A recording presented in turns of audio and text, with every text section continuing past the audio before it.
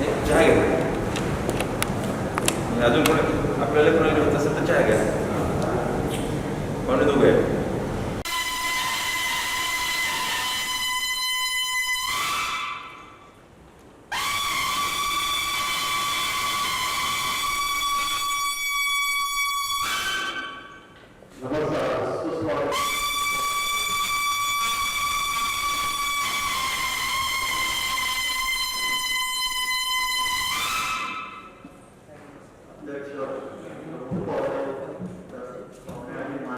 तेही लावलेलं आहे.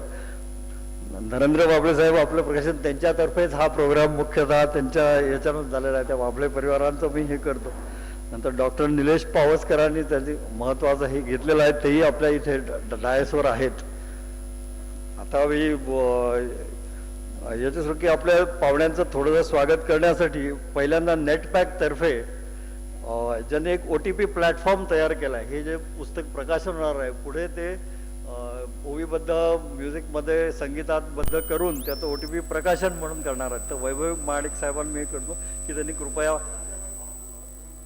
ओके ओके झालं ओके ओके झालं बरं. तर बाबळे साहेब सांगायला ते आपलं प्रास्ताविक करून देतील. मग आपण त्याच्यानुसार स्वागताचं हे करू. धन्यवाद. बाबळे साहेबांना विनंती करतो. आधी एक मुद्दाम खुलासा करू इच्छितो की पुष्पगुच्छ दिले जातात, पण आम्ही पुष्पगुच्छ देत नाही. आम्ही तुळशीचं रोप देतो. आणि जेव्हा मी माणिक मुंडेंना सकाळी सांगितलं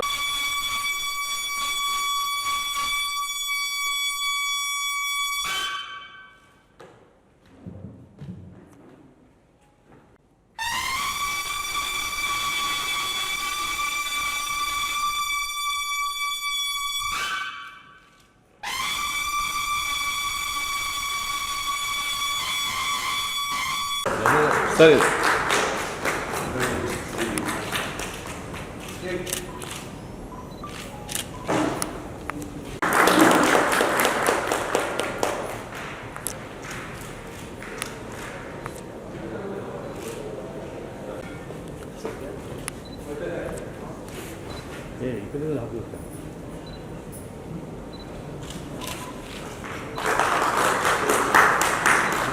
मुंबई महापालिकेचे joint municipal commissioner Shri Bharat Barate बाळगता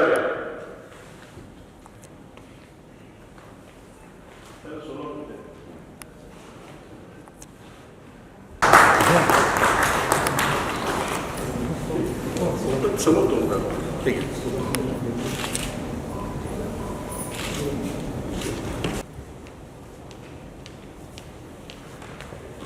हे दोघेही सोलापूरचे असतात.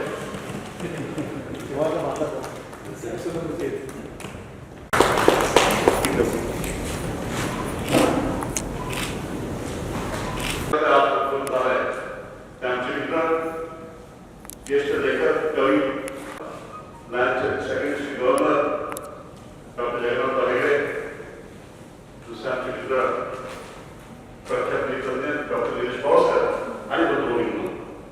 मी आता जास्त वेळ करत नाही कारण हा कार्यक्रम फक्त 1 तासापर्यंत संपतो असं मी आश्वासन शिंदे साहेबांना याचं कारण असं झालं की आम्हाला लक्षात आलं की माणिकरावांनी आपल्या मातोश्री गंगाबाई मुंडे यांनी केलेल्या वयात हे जतन केलं आहे. कविता आपण पुस्तक प्रकाशन करूया आणि त्यांनी त्याला संमत दिली. आणि अशा प्रकारे ज्या आम्ही लहानपणी गेली तरी ग्रामीण भागात जात्या वर्षा वयात ऐकल्या होत्या इथे मुंडेंनी साथ दिलेली आणि आज शिंदे साहेबांनी दादा यांनी उपस्थित राहून आम्हाला प्रोत्साहन दिलेलं आहे. त्याबद्दल त्यांच्या कोणत्या शब्दात आभार मानून मला सांगता येत मला मोबाइल नीचे बैठ जाओ, थोड़ा बैठिए बैठिए.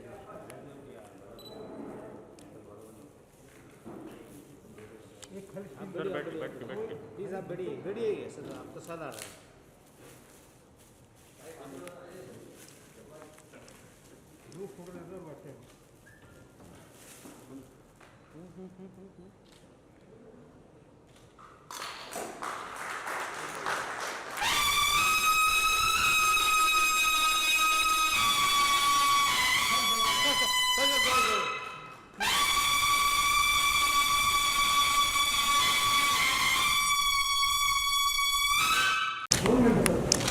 बस thank you.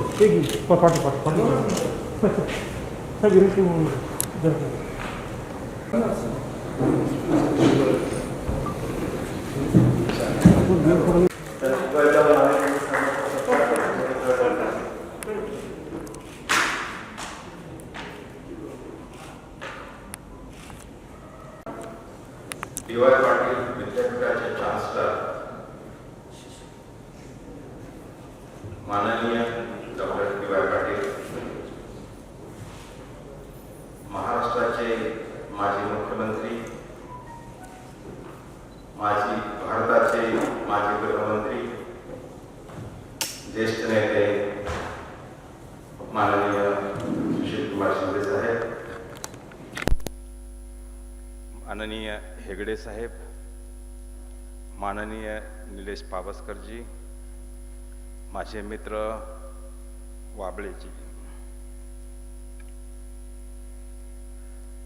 Poetry is a spontaneous overflow of powerful feelings. उत्कट भावना जेव्हा ओसंडून वाहतात तेव्हा कवितेची निर्मिती होते. हे जे आता जे प्रकाशित झालं पुस्तक, त्या पुस्तकामध्ये देखील भाव आहेत, समर्पण आहे, प्रेम आहे, पण त्याचा सगळ्याचा रसस्वाद करण्यासाठी त्याचा लहजा काय ते समजलं तर त्याचा रस अजून वाढतो. त्यामुळं मी दोन कविता याच्या दोन गोव्या वाचून दाखवणार आहे. एक आहे नारायण बाबा.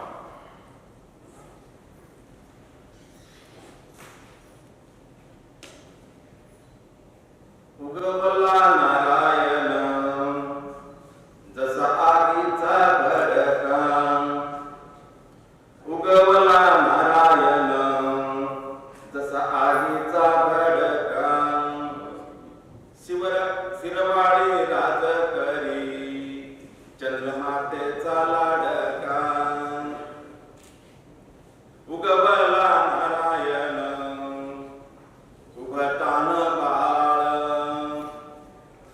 वाऱ्याने हालत शिरी मोत्याचं जावळ, उगवला नारायण जसं तान बाळ, दुपारचा लोळ आगीचा बाई कल्लोळ, जोडी बैलांची नाव सरजा श्रावण, ताली वाजलेक त्याचं नाव नारायण, नारायण बापा तुला सांगते कानात, मालणीचं कुंकू सांभाळ बेलाच्या पानात, हात मी जोडते नारायणा रोज रोज, रागू महिन्याची माझ्या सांभाळ ग पाठभुज, नारायण बापा तुला साऱ्या जगाची चिंता, माझ्या बाळावरी लक्ष ठेव येता जाता, नारायण बापा मार तरी बितार, रागू महिन्याच्या अवकाचा घालू किती मी भार, सोय रे धाय रे संपत्तीचे हे लोक, वरला नारायण निर्वाणीचा एक, उगवला नारायण रूप बाळाच घेऊणी, मावळाया गेले बाई सुख साऱ्यांना देऊनी, नारायण बापा साऱ्यांचं बरं करा, माझी रागू मैना दोघांना हाती धरा. ही एक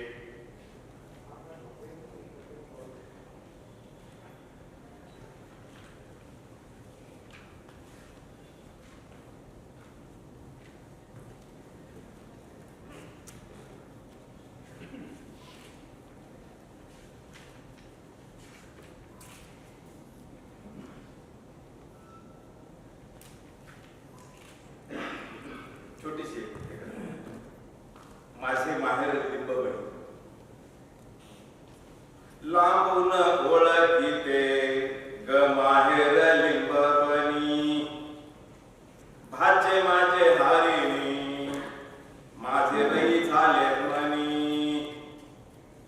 माहेरा जाऊनी बसेन माईच्या ओट्या,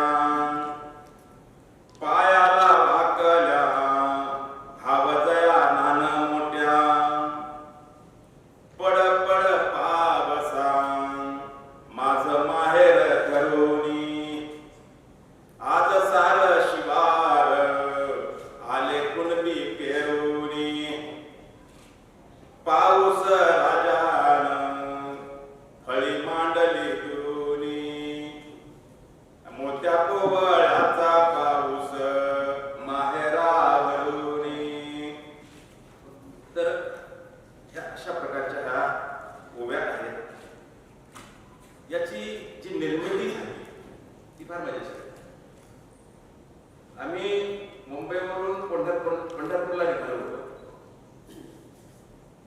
परिवार सगळ्या सोबत होता, गाडी मोटारीने चालत होतो आणि रस्त्यामध्ये आम्ही अंताक्षरी सुरू केली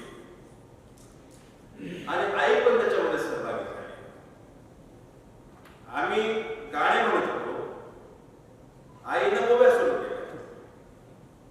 मग तिला मी म्हटलं, आता असं कर, तू एकटीच अंताक्षरी कर, आम्ही ऐकतो, मी लिहून घेतो आणि तू बोलत राहा, तू गा. आई गात गेली आणि मी लिहित गेलो आणि अशा प्रकारे ह्या पुस्तकाची निर्मिती झाली, ओव्यांची निर्मिती झाली.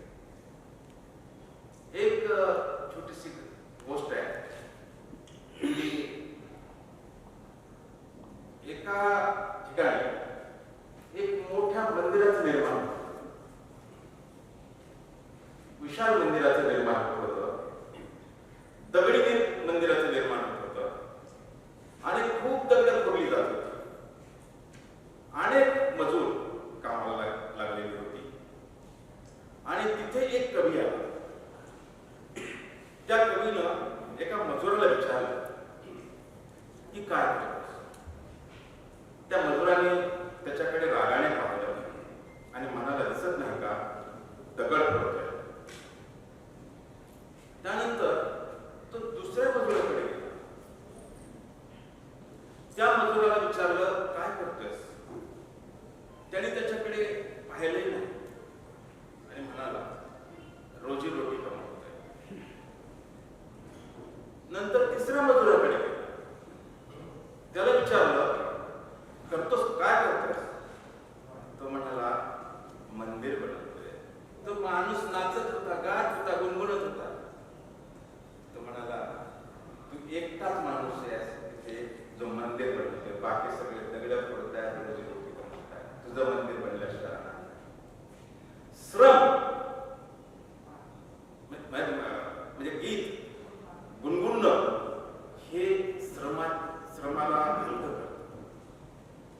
आपण खेड्यापाड्यामध्ये बघतो जात्यावरच्या ओव्या आहेत, भलकडी गीतं आहेत, हलवी कापणी करताना ते हे केले जातात. मोठ हे करताना पाणी मोठे हे करत असताना चालत असताना गाणे म्हणतात. कशामुळे? तर याच्यामुळे श्रम हलके होतात.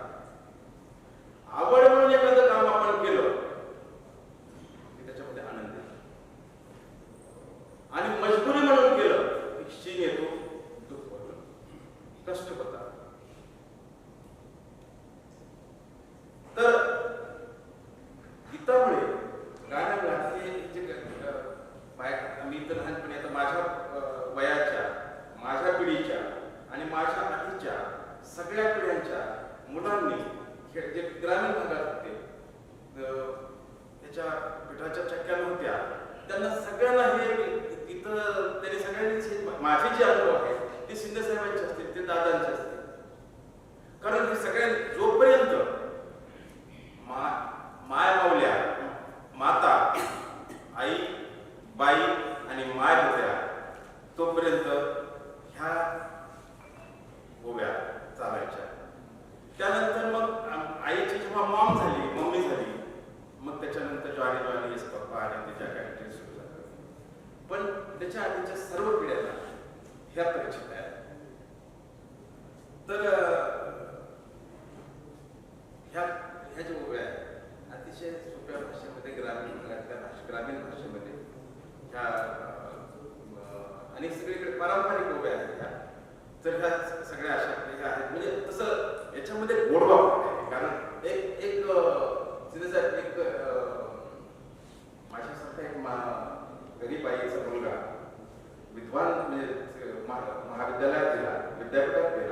PhD झाला, भाषा विषयामध्ये विशारद झाला, भाषाशास्त्री झाला, घरी गेला आणि आईच्या समोर फराटेदार भाषेमध्ये त्यांनी वक्तव्य दिलं,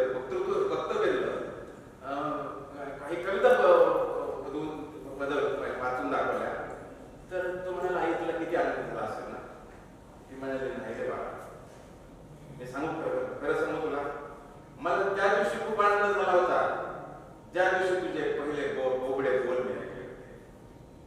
तर तू ज्यावेळेस तुतलत होतास, तर तुतला नेहमी जाता है, माँ खूप जरा आनंद आता है. आणि ही जी भाषा आहे, हे ज्या कविता आहे, हे आहे, ओव्या आहे, त्या भाषेमध्ये आहे. तुतलाने वाली भाषा आम्ही लिहिली. त्या बोबड्या बोल असल्यामुळे त्याचा गोडवा, त्याची मधुरता अजूनच वाढते. आता दुसरी गोष्ट बोलता होता मध्ये एक शिवशतक मला चालवली. आपण सगळे बरेच लोकांना मी पाठवत होतो आणि खूप लोकांचा चांगला रिस्पॉन्स आला. त्याच्यावर 111 हा एक विश्वविक्रम आहे की 111 शिवमंत्र कुणाकडेही नाहीत आणि आतापर्यंत कुणीही शिवमंत्रांचा मंत्रोच्चार आतापर्यंत कुणीही केला नाही. जास्तीत जास्त एखाद्याने केला असेल, एखाद्या मंदिराने किंवा कुणी तर एखाद्या संन्याशाने, तर मला असं वाटतं 20-25च्या पुढे कुणीच आतापर्यंत गेला नाही. परंतु 111 शिवमंत्र, रोज एक मंत्र मी युट्यूबवरती अपलोड करायचो आणि याच्यातले बरेचसे लोकांनी ते ऐकलेले आहेत, तर ऐकतात. तर त्याच्यामध्ये मी कसं आहे की बहुतेक आतापर्यंत जे बाकीचे मंत्र आहेत जे लोकांनी बनवलेले आहेत इतरांनी, त्याच्यात त्याला संगीतबद्ध केलं. मंत्राला संगीतबद्ध करणे हा प्रमाण, मंत्र क्षीण होतो त्याच्यामध्ये. तर मंत्र भावपूर्ण याच्यामध्ये आणि समर्पणाने त्याचा फक्त मंत्रोच्चारच केला पाहिजे. तर तशा प्रकारचे ते मंत्रोच्चार केलेला आहे. ते मंत्रोच्चार ऐकल्याने काय होतं, त्याच्यावरती माझाच एक शेर आहे की भक्त बन सकता है भगवान, भक्त बन सकता है भगवान है नहीं, नव्य बन सकता है आंगन है नहीं, रूप जीवन के हजार है यहाँ, कल ये बन सकता है मधुबन है नहीं.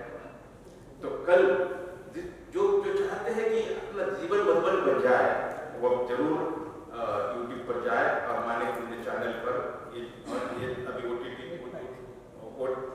नेटवर्क इस पर OTT चैनल इस पर भी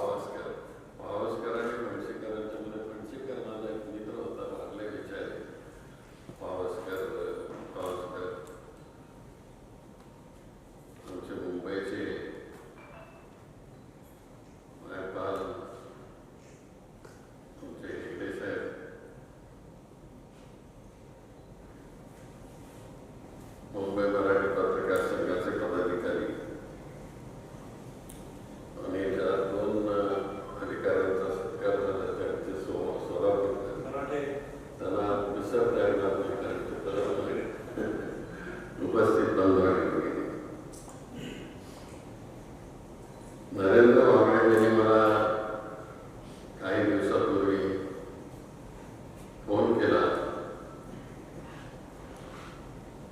आणि गाईनं ओळीचं पुस्तक पाठवलं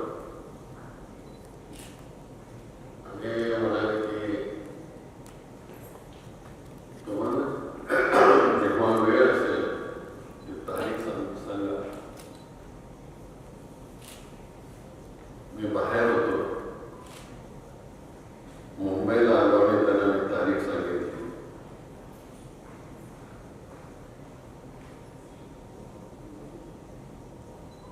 ते पुस्तक, ओळीचं पुस्तक हातात आल्यानंतर बहिणाबाई तर सगळ्यांना माहिती आहे, तर बहिणाबाईची आठवण झाली.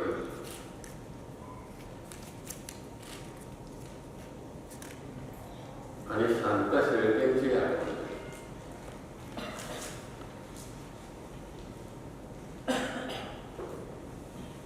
तर त्या काळामध्ये मुंडेजी तसे माझ्यापेक्षा लहान आहेत, माझ्यापेक्षा किंवा मोठे आहेत. तर आमच्या बालपणी रोज घरामध्ये जात्यावरची गाणी असायची. त्यांनी म्हटले त्याच्या सुरुवातीच्या पुस्तकामध्ये सकाळी आपापल्या घरामध्ये बायका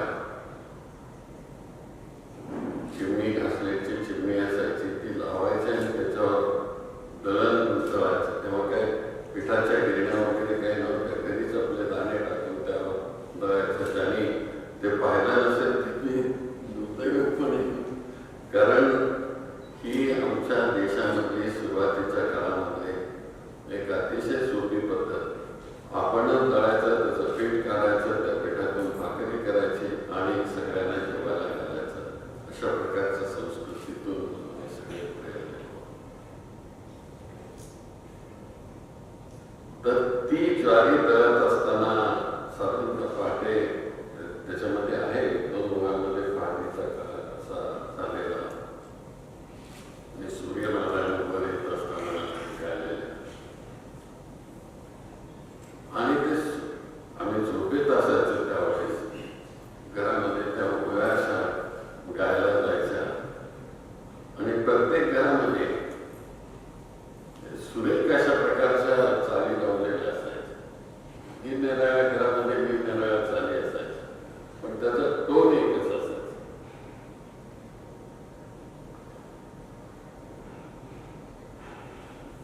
तर मुंडेंच्या आईच्या ह्या ओव्या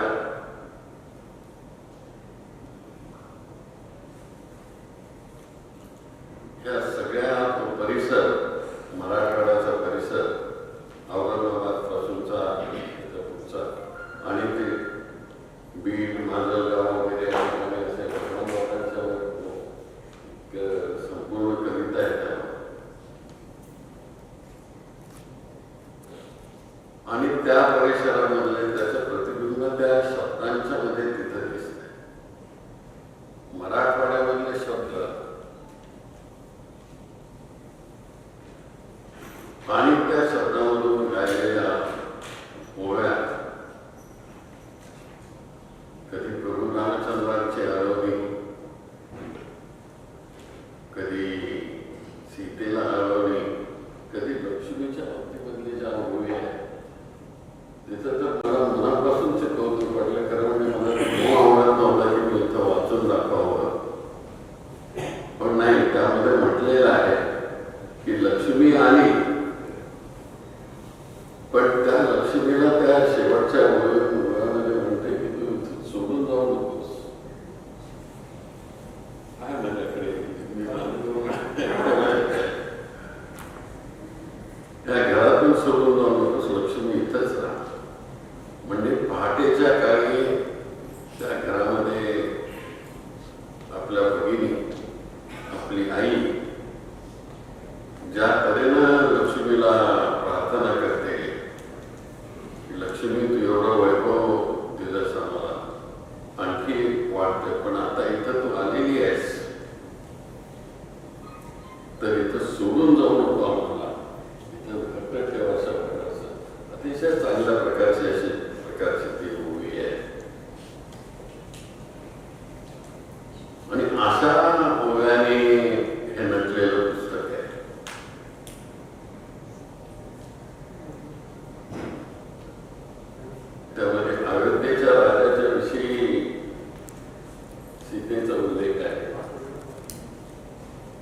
म्हणजे मी विचार करत होतो की ह्या आमच्या ग्रामीण भागामधल्या भगिनीनं हे सगळं रामायण महाभारत त्याच्यातले सगळे प्रसंग याची कशी माहिती झाली असेल. कारण जोपर्यंत घरामध्ये अशी संस्कृती वाढत नाही की त्या संस्कृतीमधून रामायण महाभारत वेगळं असेल की आता जसं रामायण भारत जसं मोठी पुस्तके असतात आणि त्याप्रमाणे वाचून दाखवतात तसं नाही, पण थोडक्यातच त्यांच्या बुद्धीला झेपेल असं पण त्याच्यातून सार सांगण्याचं काम. दशरथ बाळाला पाणी आणण्याची त्याच्यामध्ये दशरथाच्या श्रावण बाळाला पाणी आणि आम्ही ताणलेले आहोत अशा प्रकारचे उल्लेख असलेली मूवी आहे त्याच्यात. मी हा विचार करत असत ह्या गंगूबाईंनी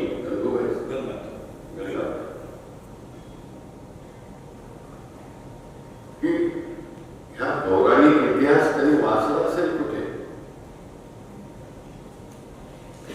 कारण हे तसं जर बघितलं तर पुस्तक असं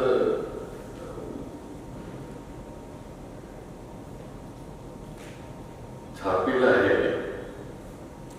पण त्या छापीलपणाच्या मागे जीवनामधलं सगळं रहस्य त्यामध्ये लपलेलं आहे आणि ते रहस्य हे अशा आत्मसात त्यांनी केलेलं आहे की सगळी आमचा इतिहास, पौराणिक इतिहास, सामाजिक इतिहास त्याच्यामध्ये आहे. त्याची साथ त्यांनी त्या ठिकाणी घेतली आणि म्हणूनच आश्चर्य वाटतं की अशिक्षित असणारी आमची भगिनी तिने हा सगळा इतिहास कधी वाचला असेल, कधी ऐकला असेल. आता जसं त्यांनी माणिकरावने त्या ओव्या गायल्या त्या एक दोनच ओळीमध्ये ओव्या असं ऐकलेल्या आहेत, पण या दीर्घ अशा प्रकारच्या ओव्या आहेत आणि ह्या दीर्घ अशा प्रकारच्या ओव्यामध्ये बऱ्याच ठिकाणी यमकाची मी जुळवाजुळव केली. तेही मोठं आश्चर्य आहे. कारण हे ती बाई म्हणजे एवढं शिक्षण घेतले नसेल, निरीक्षण, पण तिथं यमक जुळवलेलं आहे सगळं. आता खरं म्हणजे त्याचं रसग्रहण करताना किंवा विश्लेषण करताना ते सगळं वाचून दाखवलं मी पुन्हा करून तुम्हाला दिसतो नाही वाचत नाही.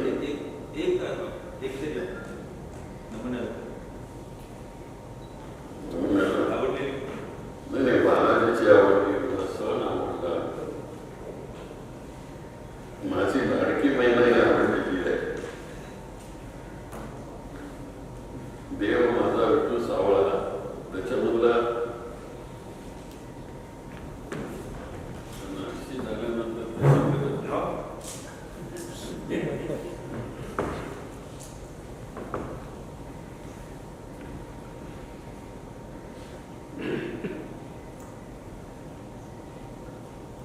देव माझा विठू सावळा विटेवरी उभा उभा हाय गव्हाचा सावळ्या रामांचा हात केलेला देव.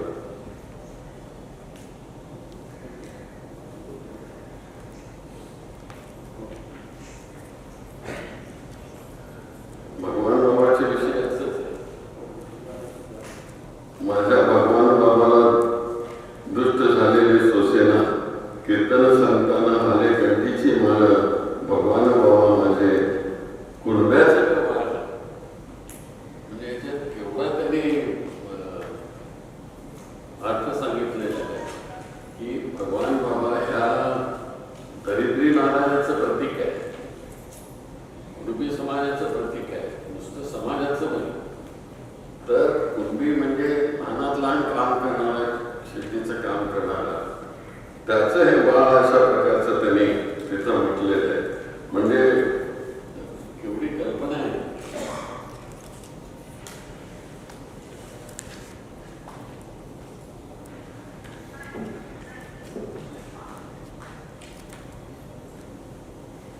ती आई लक्ष्मीचं मी म्हटलं, आई माझी लक्ष्मी आली तशी जाऊ नको, कौतिक्या बाळाचा धरला पालवस्तू.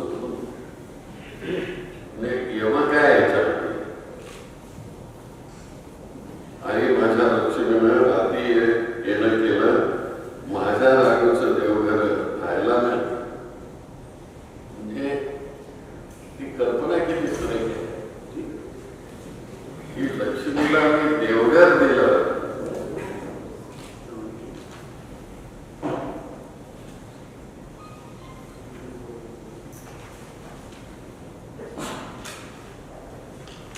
राघूचा बाळा तुम्ही त्याचा थोडा रेफरन्स दिलेलाच होता.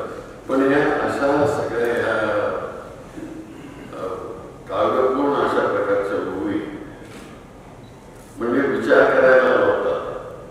आधुनिक साहित्यामध्ये निकटच्या काळामध्ये आपण सगळं आधुनिक साहित्यावर बोलतो, पण हे जे साहित्य आहे ते जतन करण्याची गरज आहे. कारण त्याच्यातून नव्या पिढीला एक संशोधन करून की ही शिक्षण पद्धती कशा प्रकारे असते, की अक्षराचा गंध नसताना देखील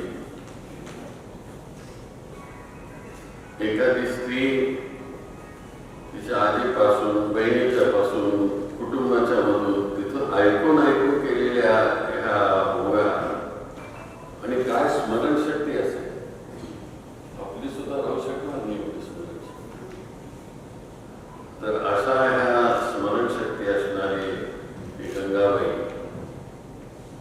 एक सुरेख अशा प्रकारचा साहित्याचा ठेवा समाजामध्ये ठेवून जाते. आणि विशेषतः मराठवाड्यातलं हे जे एक सुरेख अशा प्रकारचं चित्र आहे ते त्यांनी इतर रंगवण्याचा प्रयत्न केलेला आहे. मला वाटतं की या नाळ समाजामध्ये अशा प्रकारच्या ओव्या संशोधन करून बाहेर आल्या पाहिजे.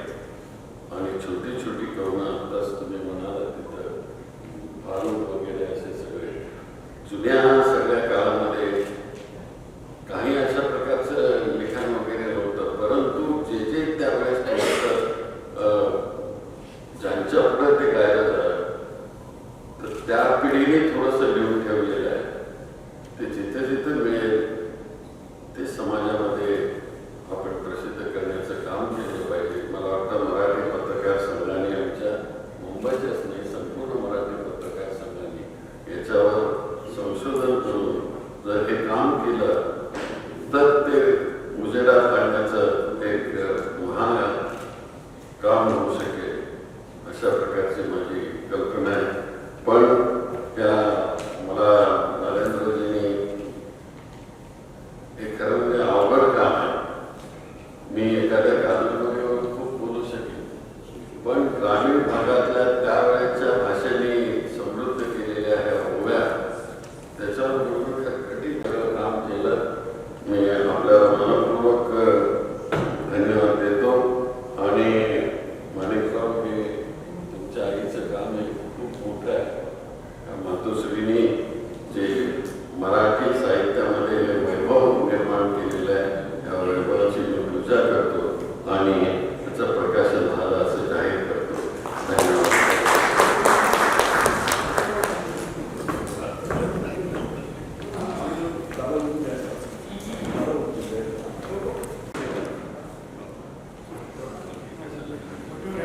Nice life. Very happiness. Your prayer, friends. George Washington, by moving the bed, he used to say, I want to go to Singapore. I have read several times. Next to it, what is the second behind it? To do anything dedicated to without exception, every action is closer to God. Whatever happens, nothing happens. Yes, I have. He was a governor, he was a chief minister of Maharashtra, and he will be chief minister of India. That's what I expect.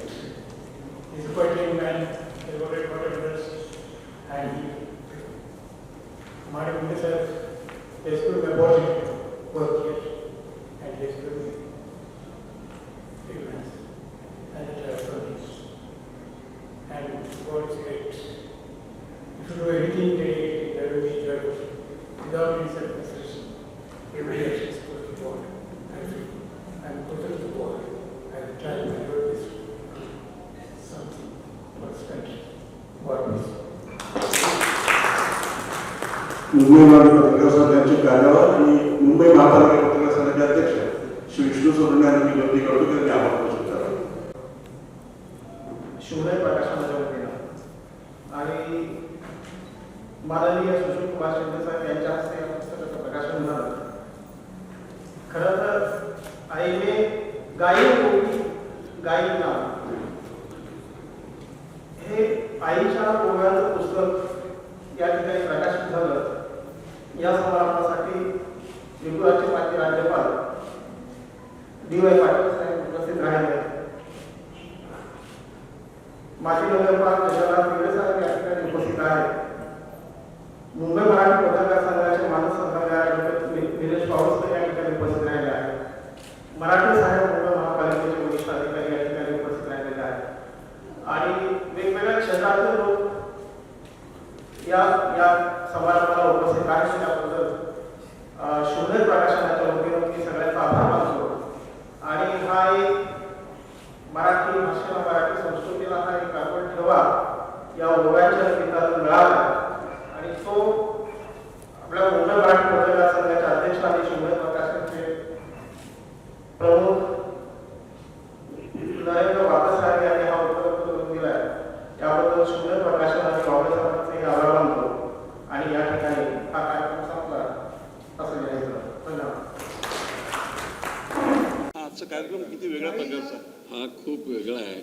मी अनेक पुस्तकाची प्रकाशनं केली आत्तापर्यंत, कधी कादंबऱ्याचे, कधी महान ग्रंथांचे, कधी कविता संग्रहाचे, पण ह्या ओव्यांचा संग्रह एक अभूतपूर्व अशा प्रकारच्या ओव्या आहेत आणि त्या विशेषतः मराठवाड्यामधल्या एका मातोश्रींनी गायलेल्या आहेत आणि त्या शब्दबद्ध करण्याचं काम नरेंद्र वाबळे आणि त्यांचे चिरंजीव श्रीयुत माणिकराव मुंडे यांनी केलेलं आहे. हा ठेवा पुढच्या पिढी पुढे आला पाहिजे, कारण यामधले शब्द आहेत, यामधले जे सगळी जी वर्णन आहेत ती जर बघितली तर ह्या सगळ्या परंपरा आता नष्ट होत चाललेल्या आहेत असं वाटतं. म्हणून नव्या पिढीच्या हातामध्ये हे सगळं देत असताना आपल्याला मोठ्या कौतुकाने हे काल आमची पिढी, काल आमच्या मातोश्री, त्यांनी उद्याच्या ह्या पिढीच्या हातामध्ये काय दिलेलं आहे याचाही उल्लेख करणं गरजेचं आहे. म्हणूनच याचं मला वैशिष्ट्य वाटतं. चल.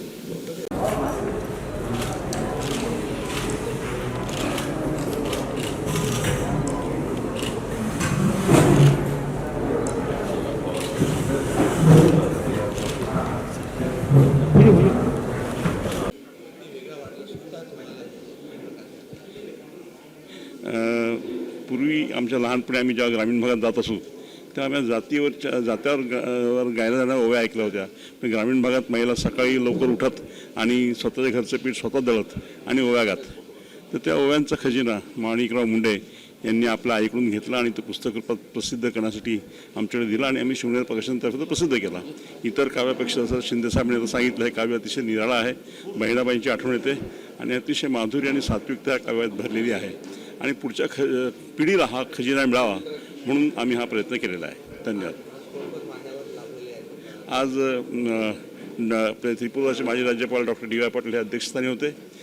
सुशीलकुमार शिंदे साहेब महाराष्ट्राचे माजी मुख्यमंत्री, देशाचे माजी गृहमंत्री आणि आंध्र प्रदेशचे माजी राज्यपाल, काँग्रेसचे ज्येष्ठ नेते हे प्रमुख पाहुणे ज्यांच्या हस्ते प्रकाशन समारंभ झाला. नंतर प्रख्यात विधितज्ञ डॉक्टर निलेश पावसकर, मुंबईचे माजी नगरपाल डॉक्टर जगन्नाथराव हेगडे हे देखील इथे विशेष अतिथी होते. धन्यवाद.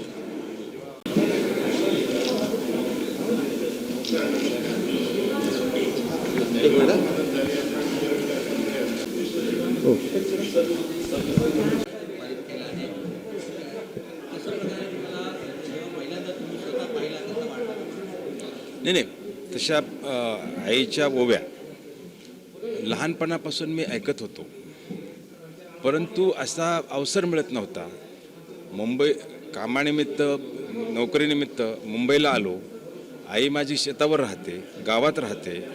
ती काही कामानिमित्त मुंबईला आली होती आणि आम्ही एक अवसर मिळाला. पंढरपूरला जात असताना एकांत मिळाला आणि एकांतामध्ये आम्ही त्या ओव्या बनवल्या, तयार केल्या.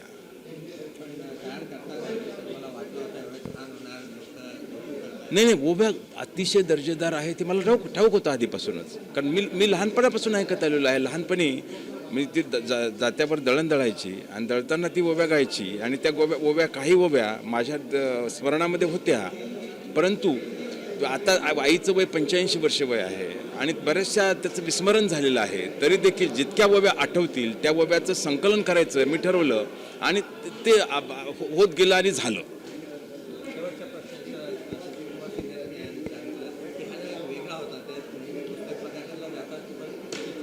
नाही, माझी पण बरीचशी पुस्तकं आहेत, परंतु त्याच्यामध्ये ह्याचं वेगळेपण असं आहे की हे पारंपरिक ओव्या आहेत आणि याच्यामध्ये मी मगाशी सांगितल्याप्रमाणे ह्याच्यामध्ये कसं आहे, बोबडे बोल जे मातृभाषा असं म्हणतात की ज्या व्यक्तीला इतर अनेक भाषा येत असतील पण मातृभाषा येत नसेल तर त्याचं ते ज्ञान व्यर्थ आहे.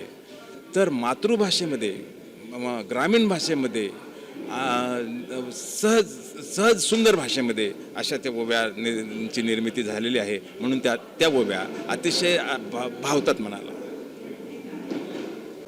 माननीय माजी मुख्यमंत्री सुशीलकुमार शिंदे साहेबांच्या हस्ते हे प्रकाशन झालेलं आहे. सुशीलकुमार शिंदे साहेबांनी मला असं वाटतं महाराष्ट्रामध्ये इतके प्रकाशनं इतर कुणाही व्यक्तीने केले नसतील, इतकी प्रकाशनं सुशीलकुमार शिंदे साहेबांनी केलेली आहेत. आणि त्यांना साहित्याची मुळात आवड आहे. ते वाचक आहेत, पाठक आहेत. त्यामुळे ते साहित्याच्या कार्यक्रमाला आवर्जून येतात. अशा परिस्थितीमध्ये देखील ते कार्यक्रमाला आले आणि त्यांनी म्हणजे असं या परिस्थितीमध्ये त्यांचं वय देखील 50-80 वर्ष वयाच्या वरती वय आहे. तर या वयामध्ये त्यांनी ह्या कार्यक्रमाला येणं आणि अशा प्रकारे याच्यावरती दुसरी गोष्ट ते असे म्हणजे कोरे आले नव्हते, तर त्याने एक ओवी वाचली होती, एका ओवीचं आकलन केलेलं होतं, त्याचा रसस्वादन केलेलं होतं. आणि म्हणून अशा व्यक्तीच्या हस्ते ह्या ओवीचं प्रकाशन झालं. त्या पुस्तक संग्रहाला एक न्याय मिळाला असं मला वाटतं. गंगाबाई मुंडे, जिनकी उम्र अभी 85 साल है और जो निरक्षर है, वो खेत पर रहती है, खेतीबाड़ी करती है, अकेली रहती है वहाँ पे, और वहाँ पे उसे कुछ भी देखती है, मतलब प्राकृतिक चीज़ों को देखती है, किसी फूल को देखेगी, किसी पौधे को देखेगी, खलिहानों को, खेतों को देखेगी, तो वो उस पर ही वो शीघ्र वो भी बना लेती है. तो ये जो गुण है, ये जो हुनर है, वो उसमें पैदाइशी आया हुआ है. तो मुझे एक अवसर मिला कि मैं माता जी के साथ मैं यात्रा कर रहा था और यात्रा के दौरान एक ऐसा अवसर आया कि माँ वो भी गा पाई और वो उन ओवियों को मैं लिखता चला गया और उनका उसका प्रकाशन अभी हो गया है. सुशील कुमार शिंदे जी जो पूर्व मुख्यमंत्री है और केंद्रीय गृह मंत्री थे, उनके हाथों से आज जो विमोचन किया गया उस संदर्भ में क्या कहना? मुझे इस बात की बहुत बड़ी खुशी है, क्योंकि सुशील कुमार जी न केवल राजनेता है, न केवल पॉलिटिकल पर्सन है, न केवल के बड़े बड़े पदों पर अहदों पर रहे, लेकिन बल्कि इस बात की खुशी है मुझे कि एक साहित्य का जानकार, क्योंकि वो साहित्य पढ़ने वाले व्यक्ति हैं, तो ऐसे व्यक्ति के करकमलों से इस पुस्तक का विमोचन हो गया, इसकी मुझे बेहद खुशी है.